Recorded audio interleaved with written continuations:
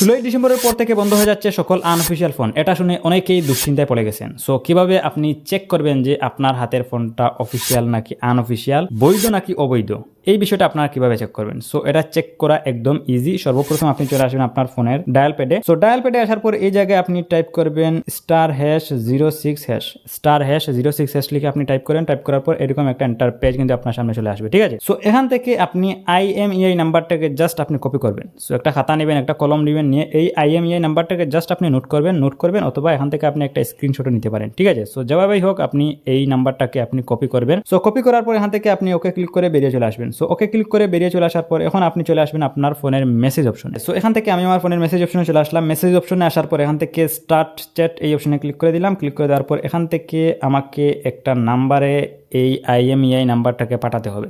So এখান থেকে আমি নাম্বারটা টাইপ করছি। নাম্বারটা হচ্ছে 16002। সো এই নাম্বারে আমাকে মেসেজটা পাঠাতে হবে। সো এখান থেকে আমি এই নাম্বারটা টাইপ করলাম। টাইপ করার পর এখান থেকে আমি এটাতে ক্লিক করে দিলাম, ঠিক আছে? সো ক্লিক করার পর এই জায়গায় আমি টাইপ করব KYD। সো এই KYD এইটা আপনারা ক্যাপিটাল লেটারে দিবেন। ক্যাপিটাল লেটারে দেওয়ার পর একটা স্পেস দিবেন।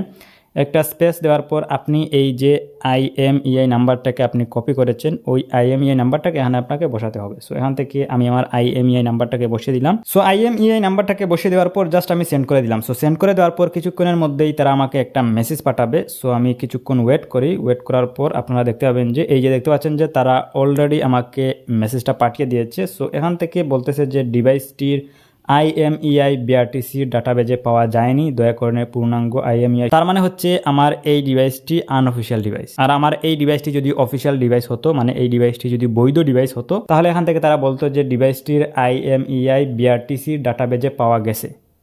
সো এখন এখানে বলতেছে যে পাওয়া যায়নি, তার মানে আমার এই ফোনটা হচ্ছে আনঅফিসিয়াল ফোন, ঠিক আছে? সো গাইস, আজকের মতো আমি মিজান এখানে বিদায় নিচ্ছি। দেখা হবে নেক্সট ভিডিওতে। আল্লাহ হাফিজ।